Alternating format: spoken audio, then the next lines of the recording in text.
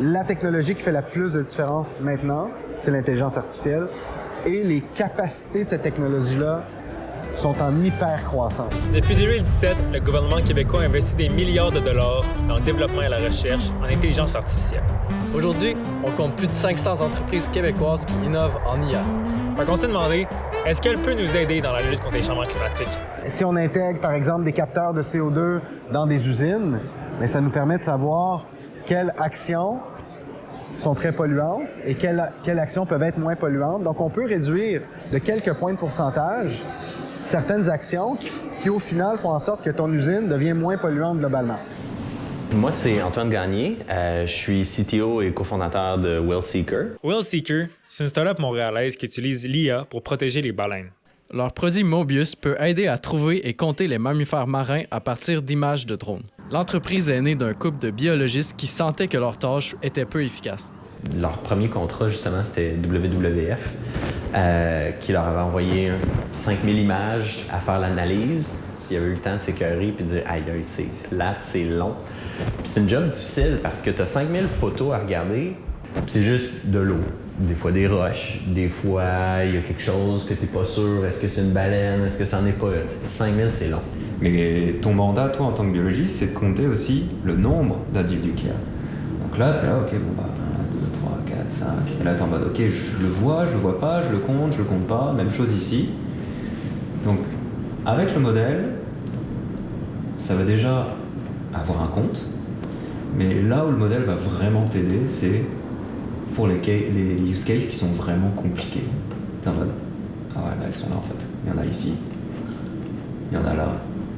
Et ça, pour une personne qui a regardé ça pendant 6 heures par jour, tu sais, ton œil, il le voit plus, là.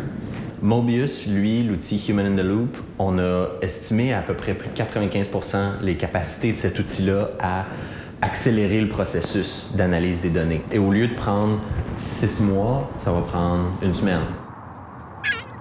Après notre visite avec WhaleSeeker, on s'est déplacé à un pôle de recherche québécois en océanographie, Rimouski.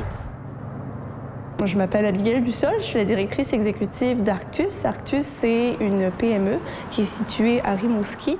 Puis nous, on travaille sur la télédétection des milieux aquatiques, lacustres, mais surtout marins. Donc les régions arctiques, subarctiques, c'est vraiment notre spécialité.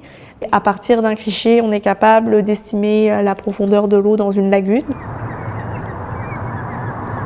Pour l'intelligence artificielle, il faut qu'il y ait des données d'entraînement. Les données d'entraînement, c'est certain qu'il faut qu'on envoie toujours des gens sur le terrain. Mais c'est certain que, à long terme, le but de cette IA, c'est de remplacer les gens qui vont prendre des données sur le terrain. Ça coûte cher, c'est contraignant, il faut y aller à une certaine période. Aller dans le nord, ça coûte de l'argent, mais ça pollue aussi. Donc l'intelligence artificielle, c'est un outil prédictif. Ça capte des données, puis ça te crée des prédictions. Donc, ça te permet de changer tes réflexes comme usine, par exemple, ou changer tes réflexes comme conducteur. S'il y a une tempête, par exemple, sur le littoral, on est capable rapidement d'avoir de l'information en lien avec ça, puis de suivre les tendances climatiques. L'intelligence artificielle qui était disponible sur le marché il y a 2-3 ans, c'est pas la même qu'aujourd'hui. Et dans 4-5 ans, on va être sur une autre planète qu'aujourd'hui. Ça va être plus efficace, ça va être plus lean, ça va être plus écologique aussi. Malheureusement, cette nouvelle technologie n'est pas nécessairement verte, quoiqu'il semble trop tôt pour mesurer son empreinte avec précision. Mais ça vient avec des coûts environnementaux gigantesques. Ça coûte très cher au niveau énergétique pour rouler ChatGPT, pour rouler Google Gemini. Puis les entreprises n'ont pas vraiment de honte à faire ça et ils ne se privent pas. Donc, ils continuent d'accélérer la cadence malgré le coût environnemental.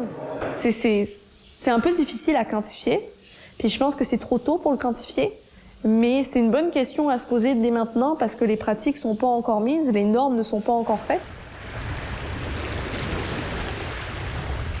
Si on veut perpétuer la race humaine, si on veut garder notre mode de vie tel qu'on le connaît aujourd'hui, il va certainement falloir trouver des outils qui vont nous permettre d'être plus efficaces, plus intelligents. Il y a plein de choses dans lesquelles les physiciens, les mathématiciens, ils sont limités dans la vie, puis c'est grâce à l'IA qu'on arrive à les résoudre. Quand on se donne le défi de trouver des solutions à des problèmes sociétaux avec la technologie, on peut être tellement surpris comment les entreprises répondent aux défis, comment la société répond aux défis.